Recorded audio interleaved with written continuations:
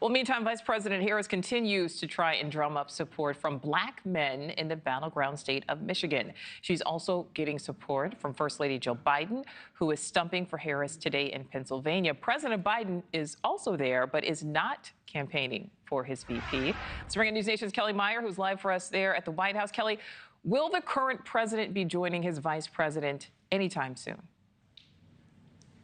That's the question that we've been asking both the campaign and officials here at the White House. They say that could be coming, but we don't know when and where. We'll see First Lady Jill Biden first stumping for Vice President Kamala Harris, but not her husband, President Joe Biden, as you mentioned, even though he will be nearby. We've confirmed that President Biden will be at a fundraiser in Philadelphia while his wife campaigns for his vice president in the Philly suburbs. So the First Lady hit the campaign trail for Harris over the weekend, hitting Arizona, Nevada, then Michigan, Wisconsin yesterday. And today she'll give remarks in Montgomery County, not far from where she grew up in Willow Grove.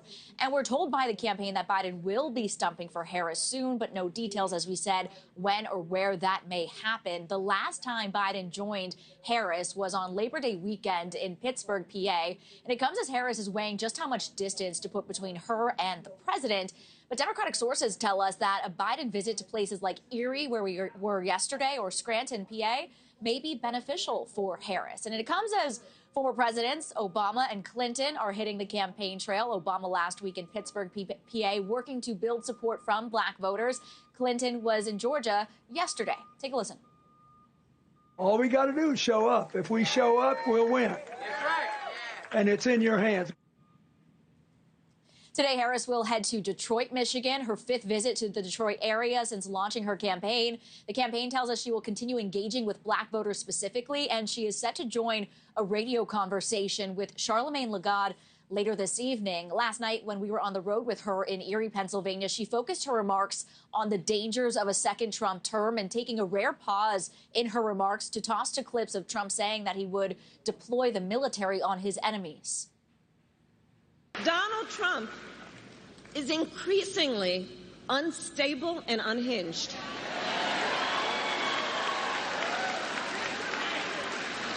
And he is out for unchecked power. That's what he's looking for.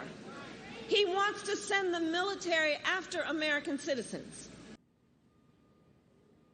Harris will head back to Pennsylvania tomorrow. When she commented on Trump's town hall turned music playlist last night in PA, she said, quote, "I hope he's okay." Nichole. You know, the vice president is set to rally for black support in Detroit today. How is she working to build that momentum?